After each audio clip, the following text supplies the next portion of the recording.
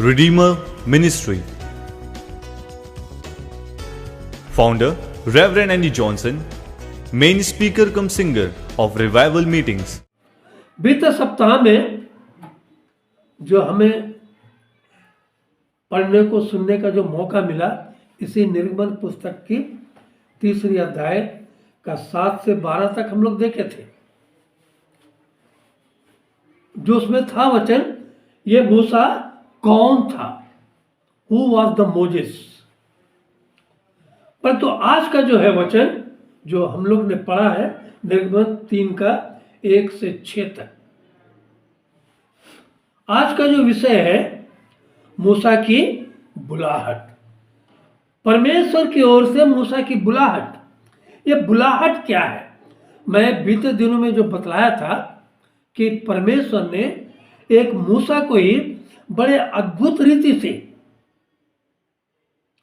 अलग अलग व्यक्तित्व के रूप में अपने लोगों के बीच में से क्या किया? प्रकट किया, पेश किया।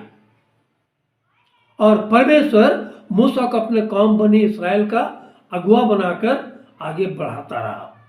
और पहला स्टेप था कि 40 साल तक, जब तक वो गबरू जवान था, परमेश्वर की महिमा को वो समझ नहीं पाया था। और उस 40 वर्ष की अवस्था में वो भगोड़ा बन गया था। और अब आज का जो हम देख रहे हैं वचन, जो कि निर्गमन 3 का 1 से 6 तक, इसमें अब 40 साल के बाद का 40 वर्ष का फिर विवरण है प्यारों।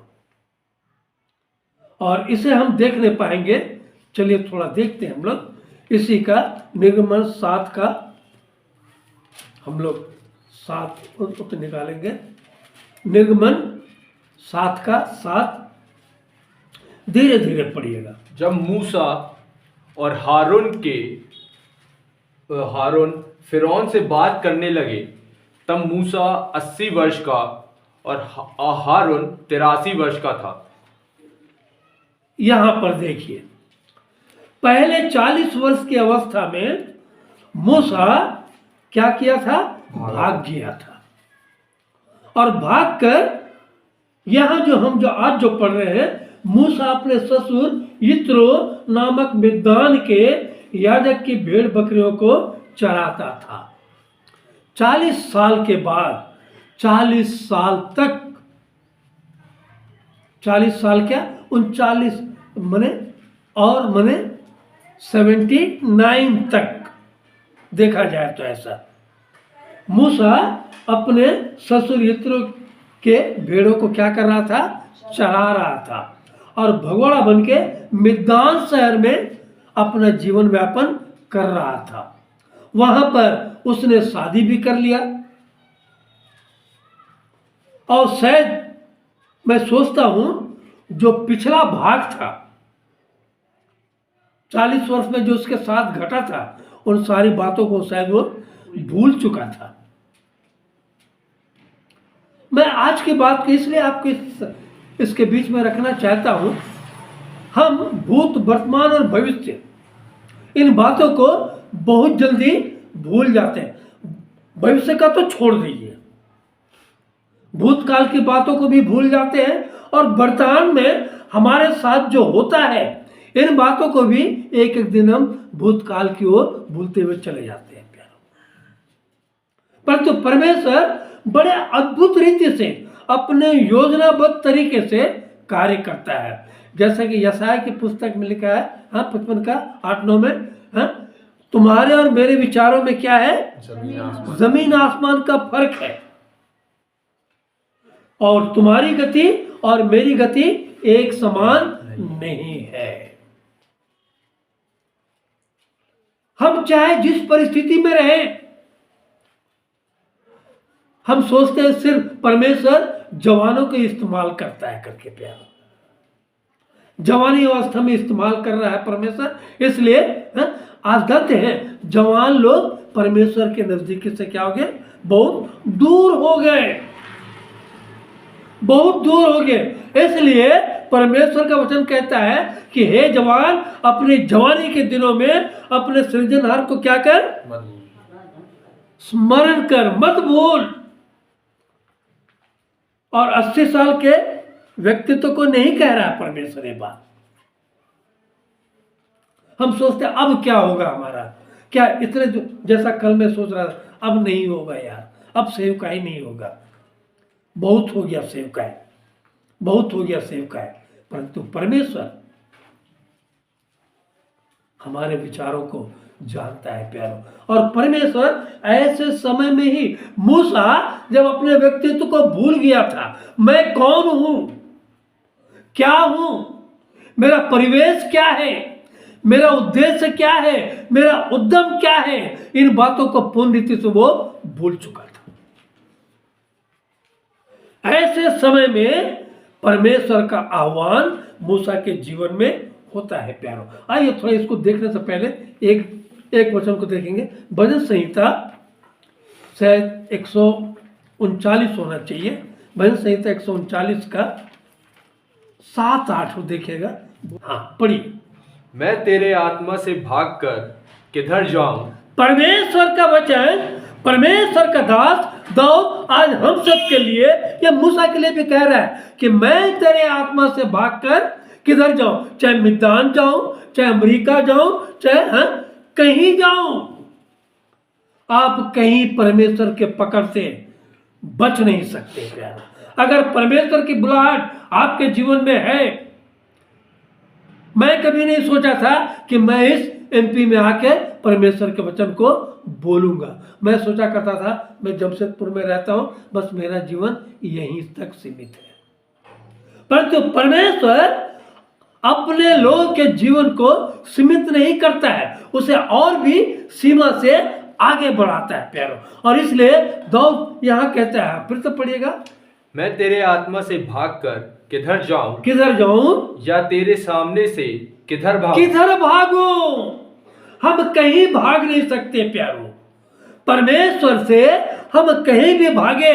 उस योना को याद कीजिए, वो योना को परमेश्वर ने कहा कहां जा, निनवे जा, और योना कहां चले गया, तरसीस की ओर। योना निनवे ना जाकर तरसीस की ओर भगोड़ा बनकर भाग गया। तो क्या परमेश्वर उसे छोड़ दिया है? छोड़ा नहीं, क्योंकि परमेश्वर अपने काम को कहता है ना, वचन भी बोलता है, तू नहीं तो और सही, और नहीं तो और सही। परंतु परमेश्वर जिसे पकड़ लेता है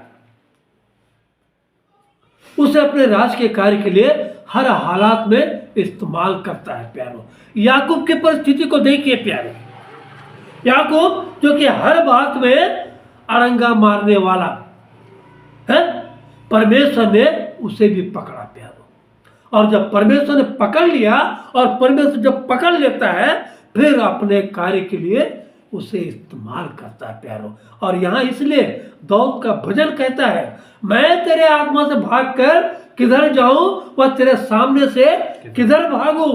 हाँ, यदि मैं आकाश पर चढ़ूं, यदि मैं आकाश पर चढ़ूं तो तू वहां है, तो तू वहां है। और यदि मैं अपना बिछौना, और यदि मैं अपना बिछौना अधोलोक में बिछाऊं, तो वहां भी तू है, तो वहां भी तू है। उसके नीचे कहता है, अंधकार से मैं छिप नहीं सकता, अंधकार में मुझे तेरे हाथों से छिपा नहीं सकती। यह परमेश्वर है प्रेम, यह परमेश्वर हमारा सर्वशक्तिमान और सबसे बड़ा, हमें अपने कार्य के लिए इस्तेमाल करने वाला है प्यारों। और यहां मूसा अपने अस्तित्व को भूल गया, अपने भूतकाल को भूल गया, क्या हुआ क्या नहीं हुआ। अब यहां पर परमेश्वर उसे किस रीति से इस्तेमाल किया देखिए। हाँ, तो पढ़िएगा, दूसरा पद पढ़िएगा, 3 का दूसरा, निर्गमन 3 का दूसरा। और परमेश्वर के दूत ने हाँ, एक कटीली झाड़ी के बीच आग की लौ में उसको दर्शन दिया।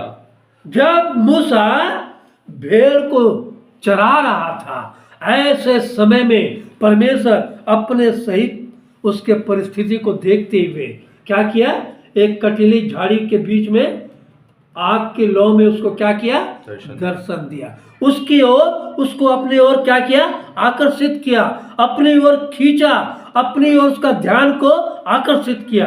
हाँ, उसने दृष्टि उठाकर देखा कि झाड़ी जल रही है पर भस्म नहीं हो रही है। यह असंभव कार्य था। परमेश्वर जब किसी असंभव कार्य को करने जाता है तो अपने लोगों के बीच में असंभव बातों को दिखलाता भी है। प्यारो, हम मनुष्य बहुत जल्दी टूट जाते हैं। अब क्या होगा हमारा, अब कुछ नहीं हो सकता, सब खत्म, सब खत्म। परंतु वहीं पर हम जब तक, परमेश्वर के काम कहां से शुरू होता मालूम है आपको, आप जब तक शून्य की स्थिति में नहीं आते हैं। कहते हैं ना, जीरो ही फिर क्या होता है, हीरो बनता है। परमेश्वर में शून्य की स्थिति में आप जब आते हो, अपने आप को पूर्ण रीति से समर्पित कर देते हो, तब वहां पर परमेश्वर का कार्य आपके जीवन में, मसीहों के जीवन में शुरू होता है। प्यारो, और यहां पर दर्शन दिया। हाँ, आगे पढ़िएगा, 3 पढ़िएगा फिर। तब मूसा ने कहा, मैं उधर जाकर इस बड़े आश्चर्य को देखूंगा कि वह झाड़ी क्यों नहीं जल जाती। ये अपने आप में विचार करने लगा, मैं अवश्य जाकर देखूंगा कि वो झाड़ी जल तो रही है पर भस्म क्यों नहीं हो रही है, राख क्यों नहीं हो रही है। और मूसा वहां से धीरे धीरे अग्रसर होने लगा। पढ़ी। जब यहोवा ने देखा कि मूसा देखने को मुड़ा चला आता है, तब परमेश्वर ने झाड़ी के बीच से उसको पुकारा, हे मूसा, हे मूसा। मूसा ने कहा, क्या आज्ञा? क्या आज्ञा? ये 80 साल में 40 और 40 कितना लंबा फासला है प्यारो, सोचिए। कहते हैं ना, इंतजार में जो मजा है वो वसले यार में कहां। हम इंतजार कर नहीं सकते प्यारो। कल ही मैं एक स्थान पे बातें कर रहा था और वो मोमडन था जहाँ से हम ये विंडो और दरवाजे के सब जो मटेरियल खरीद के लाए थे, मोमडन था, उनके सामने बैठकर परमेश्वर के वचन को बोलने का मुझे अवसर मिला। मैंने कहा, मैं कभी नहीं सोचा था कि मैं खुदावन के लिए इस एमपी में इस्तेमाल किया जाऊंगा। वो बड़ा गौर से सुन रहा था, उनके जो लेबर थे उन लोग भी खड़े हो गए, सुन रहे थे।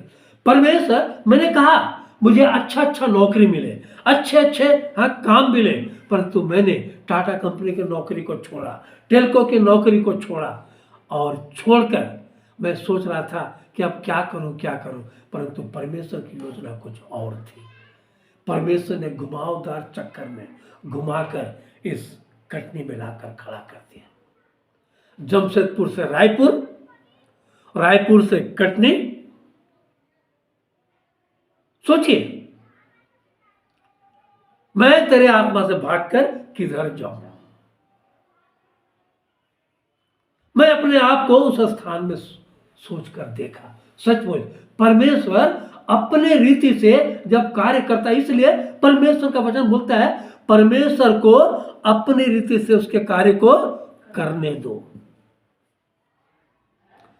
हम माता पिता बड़ी जल्दी जो है ना अपने बच्चों से खेदित हो जाते हैं, क्यों नहीं हो रहा काम। परंतु परमेश्वर कौन सी योजना को आपके बच्चे के जीवन में ला रहा है, कौन सी योजना को परमेश्वर आपके जीवन में लागू करना चाह रहा है, इन बातों को हम सोचते नहीं, क्योंकि हम प्रार्थना नहीं करते। दाऊद एक ऐसा शख्स था, राजा था, जो कि हर काम परमेश्वर से पूछकर किया करता था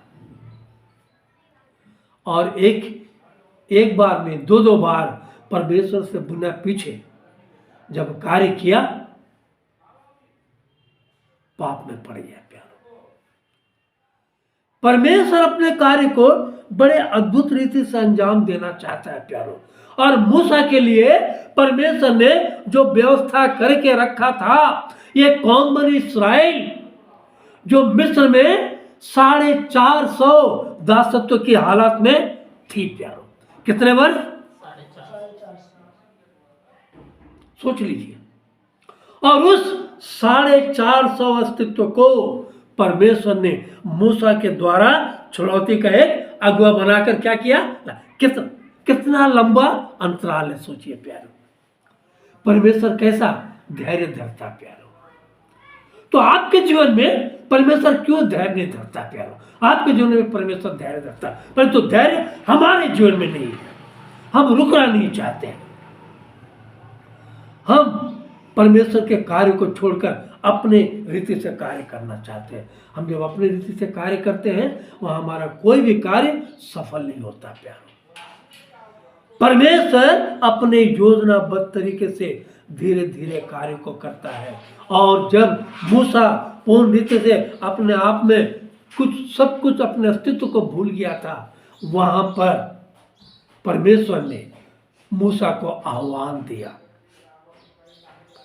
मूसा को बुलाया, जो कि 7 पद फिर से पढ़िएगा एक बार, 3 का 7।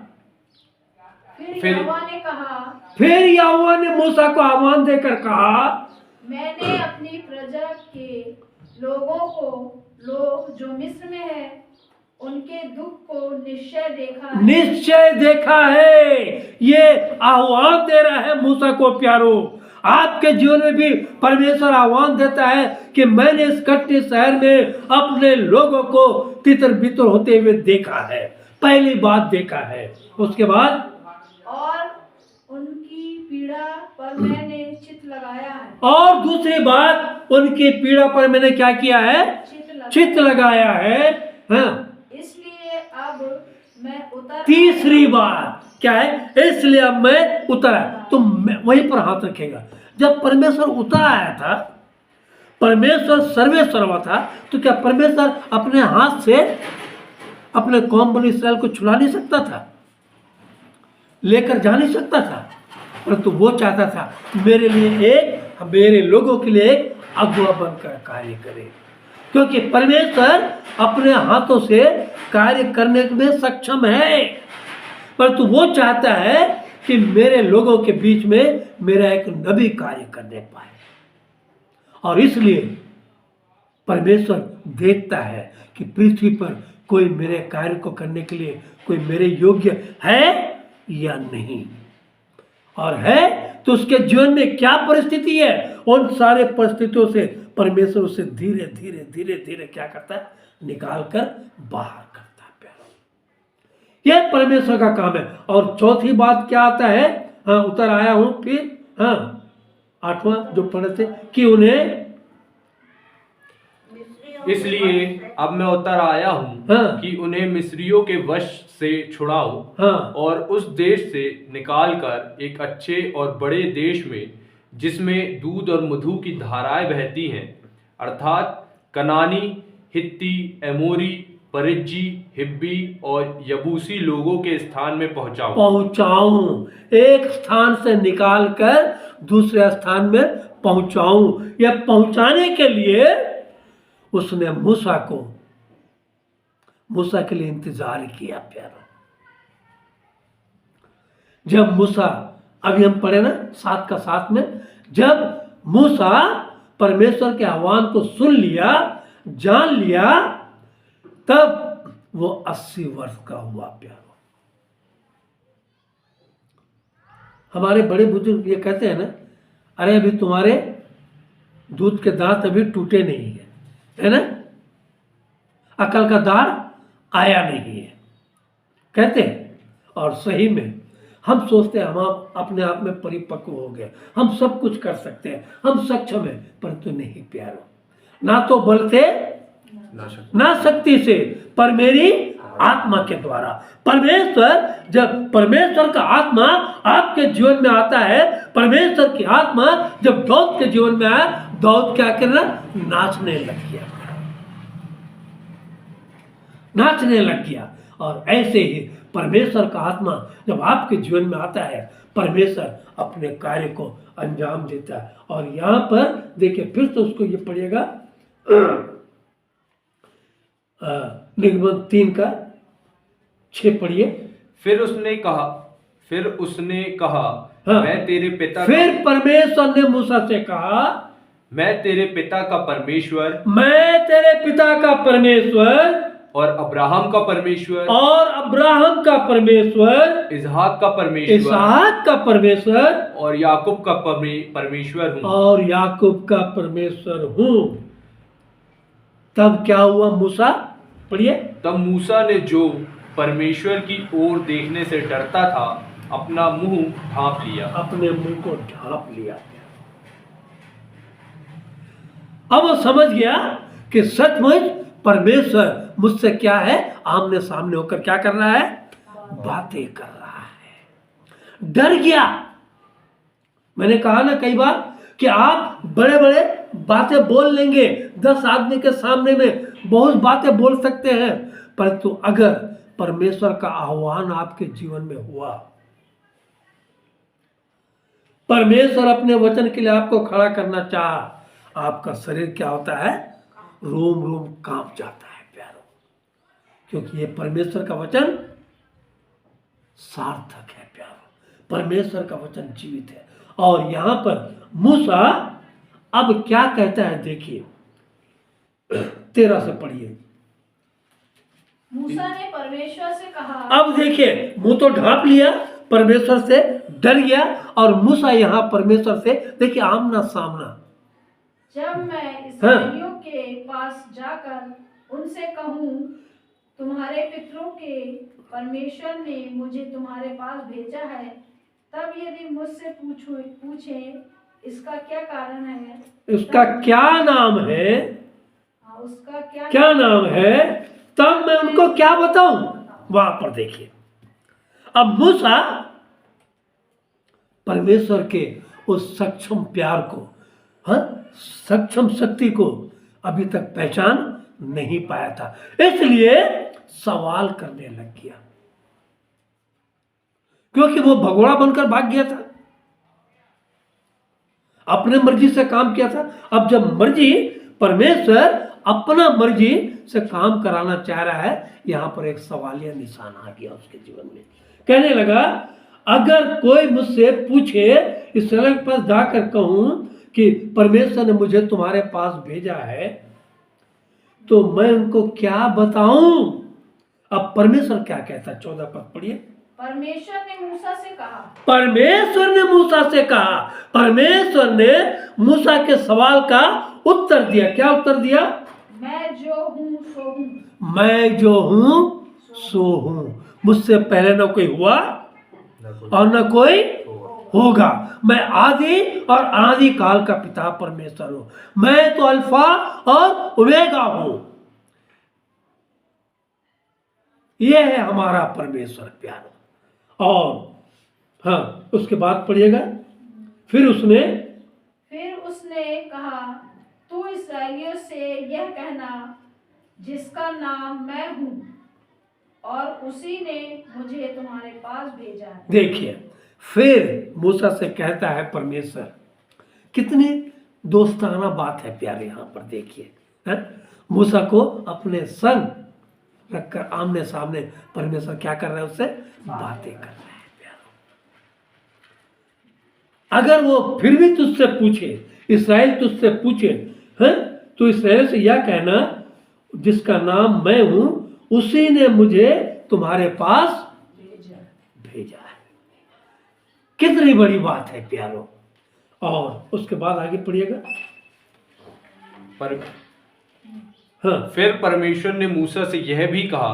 फिर परमेश्वर ने मूसा से यह भी कहा, तू इस्राएलियों से यह कहना, तू इस्राएलियों से यह कहना, तुम्हारे पितरों का परमेश्वर, अर्थात अब्राहम का परमेश्वर, इसहाक का परमेश्वर और याकूब का परमेश्वर यहोवा, उसी ने मुझको तुम्हारे पास भेजा है। देख, सदा तक मेरा नाम यही रहेगा। देख, सदा तक मेरा यही नाम रहेगा। और पीढ़ी पीढ़ी में मेरा स्मरण इसी से हुआ करेगा। आदि से अनादि काल तक प्यारो, पीढ़ी से पीढ़ी तक यही नाम मेरा लिया जाएगा। और यहां पर मूसा को जब परमेश्वर ने आह्वान किया, मूसा इस बात को समझा प्यारो। जब 7:1 पढ़िए। तब यहोवा ने हाँ, मूसा से कहा, तब यहोवा ने मूसा से कहा, सुन, मैं तुझे फिरौन के लिए परमेश्वर सा ठहराता हूँ। देखिए कितनी बड़ी बात है।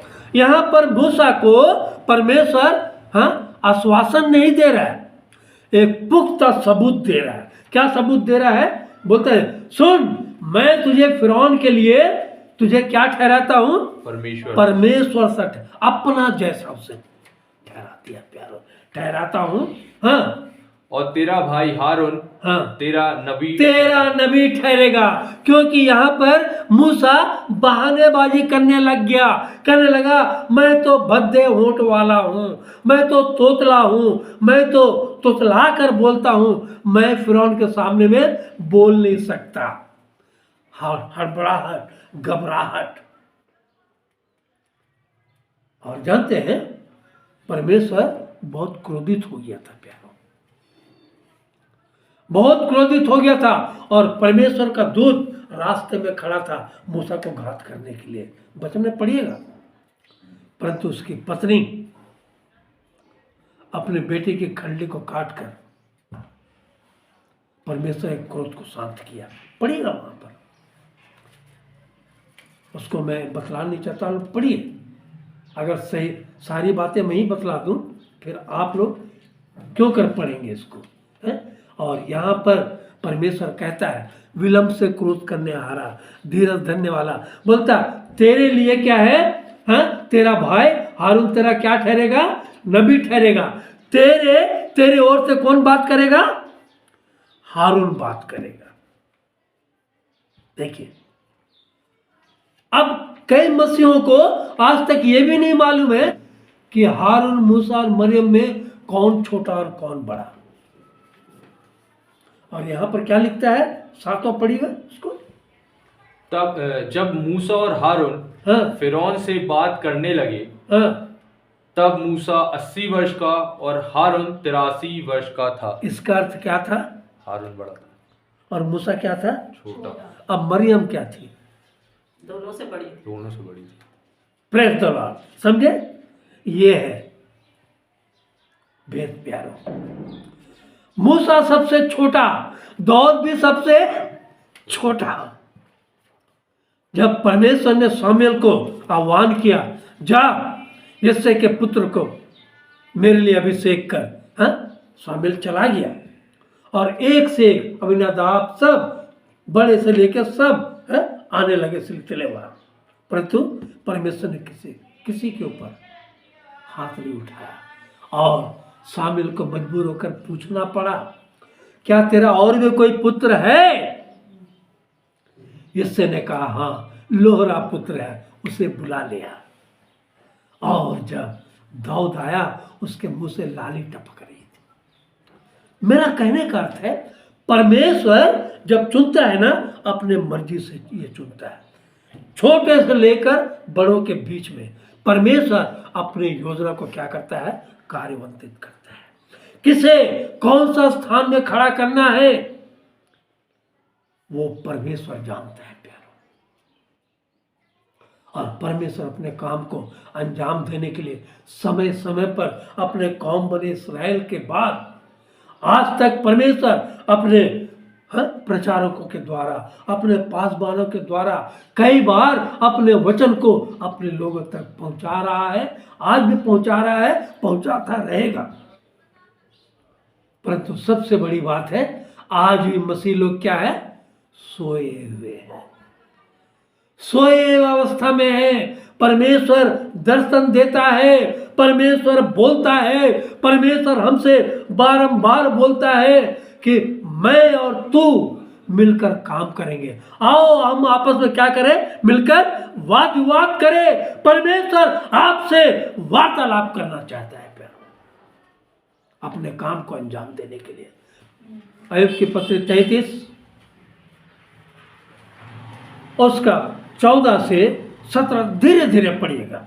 क्योंकि परमेश्वर तो एक क्या वरन 2 बार बोलता है। परमेश्वर आपसे हमेशा एक क्या वरन 2 बार बोलता है। क्योंकि परमेश्वर ने सुनने के लिए कितने कान दिए? तो 2 कान दिए। चाहे हम इधर होकर सोए, चाहे इधर होकर सोए, चाहे जिस परिस्थिति में रहे, परमेश्वर हमसे एक तो क्या वरन 2 बार बोलता है, परंतु लोग उस पर चित्त नहीं लगाते। परंतु लोग आज भी है। मैंने जो गीत लिखा था, कौम बेदार अब हो गई है, जागने का सिला पा गई है, हम न जागे अभी तक मसीह, नींद कैसी हमें आ गई है। हम आज भी सोए परिस्थिति में है प्यारो। आज भी हम सुप्त अवस्था में हैं। हाँ, और यहां परमेश्वर बोलता है परंतु लोग उस पर चित्त नहीं लगाते। हाँ, परमेश्वर कैसे बात करता है देखिए, 15 पढ़िए। स्वप्न में, पहली बात स्वप्न में या रात को दिए हुए दर्शन में। देखिए परमेश्वर बारंबार आपसे बोलता है, स्वप्न में या रात को दिए दर्शन में। हाँ, जब मनुष्य घोर निद्रा में पड़े रहते जब हैं। मनुष्य घोर निद्रा में क्या है पड़े रहे, एकदम खर्राटा मार के सोते हैं, ऐसे समय में परमेश्वर बोलता है। हाँ, और क्या बोलता है देखिए, या बिछौने पर सोते समय।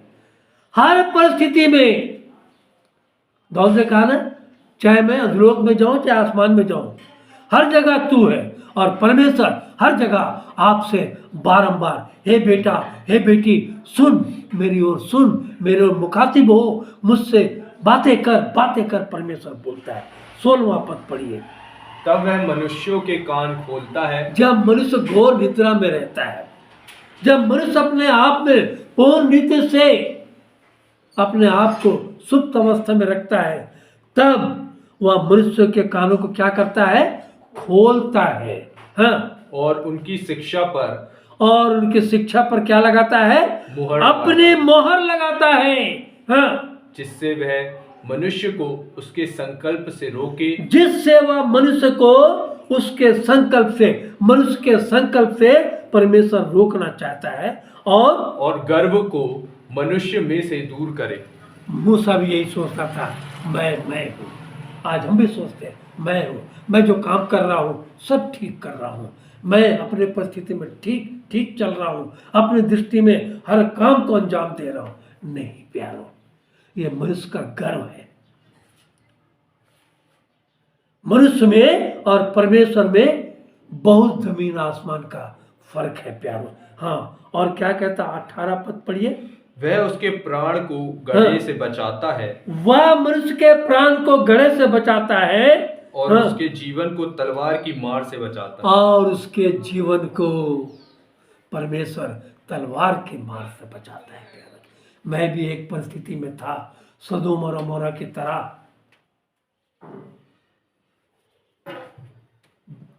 पश्चिम बंगाल में अपने आप को जीवन व्यतीत कर रहा था प्यारो, परंतु परमेश्वर ने मुझे उस तलवार की मार से बचाया, उस तलवार की धार से बचाया।